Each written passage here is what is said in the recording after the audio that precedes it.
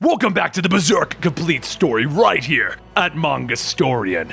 Today's a rather shorter episode than usual on top of our shorter episodes. I know, we're doing 3 chapters, and this particular time not much actually happened within the chapters, so I apologize, but that's what we're doing now, 3 chapters at a time, so that we always have Berserk for you guys. When we last left off, Farnese had run off and Magnifico had learned that he shouldn't rely on his sister. Everyone turns to see what's going on as some of the royals are hit with glass shards and begin to hear something. They look up to see a set of fangs getting closer as the demons begin to arrive, and the blood begins to spray from everyone around them. A serpent walks in with a candle to shed some light, when the women see that they have been covered in blood, and they scream. The light begins to shine, and then everyone sees a giant Kushan tiger eating the entrails of the men that were just killed. The tiger growls and everyone begins to scream and run towards the exits, and the tiger swipes, ripping through some of the royals. All that can be seen are the heads flying through the air. Before anyone has a chance to escape, the tiger jumps over everyone, blocking the exit and biting down on the first person to get close. Farnese watches, trying to understand what's happening, and then she remembers something about these mythical beasts. She looks around until she finds something that she's looking for: silver. The silver candle stand will help push the tiger back. As the tiger lunges towards Roderick and her family, Farnese thrusts the candle stand into the tiger's face. The tiger stumbles back, but because of Farnese wearing a formal dress, she can't react in the way that she would in her traveling clothes. The tiger jumps towards her, and then a gust of wind blows by as Serpico picks her up before the tiger can bite down. Everyone stops to look at Serpico, and he says to please forgive him. He was asked to escort somebody to the ball. The tiger growls as it moves closer to everyone, and then a voice calls out that it looks like the party is really getting started.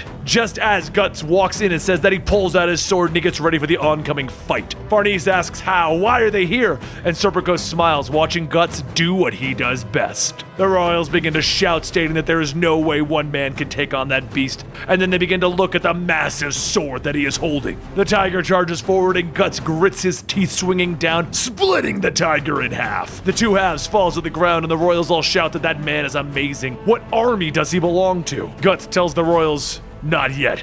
It's not over yet. And as the royals ask him what does he mean, more tigers jump through the windows and onto everyone close by. Serpico quickly jumps into the air, allowing the sylphs to gently carry him and Farnese to safety, and just as they touch down, Farnese sees everyone else. She tries to explain herself, but before she can even get the words out, Casca runs up, hugging her in the excitement. Guts tells everyone that they'll talk later, but first they need to get out of here. Farnese yells that they can't. Her parents are here, please, not yet. And Guts doesn't respond as Shirke shouts that they're just too cold. There's no way that they're going to leave this many people here. Guts sighs and says, fine, just look for the mages while I clean up here. Shirke begins to search and tells Serpico that she'll inform him once she has the location. Farnese tries to stop Serpico, but he just tells her that he'll be back. It will only take a few moments to get rid of them, and with that he flies out through the window. Guts grips his sword, stating that it's going to be a good way to test whether or not he's recovered, and he begins to tear into 2 more of the tigers. More leap out, and as Guts brings down his weapon, more of them are shredded into pieces.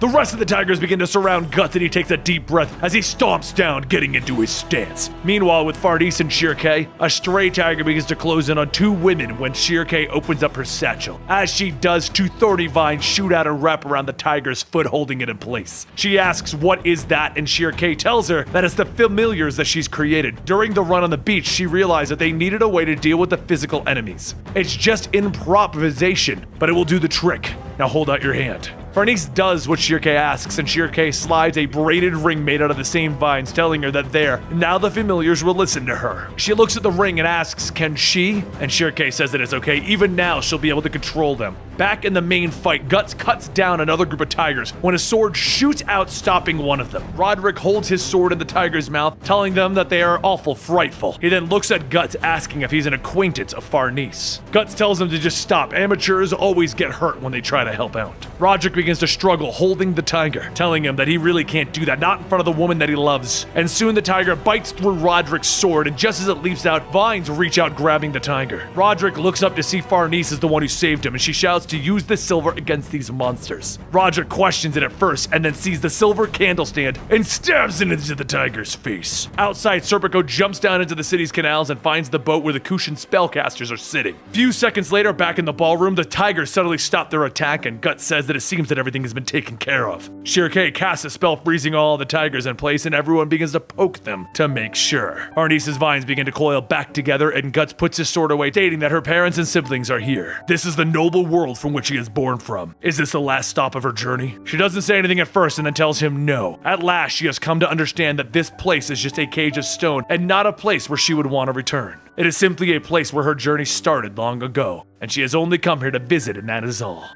And that brings us to the ending of 261. Anyway, let me know what you guys think of Farnice in the comments down below. I do apologize for an exceptionally short episode this week, but they do happen occasionally. And I'll see you next week right here at Mangastorian.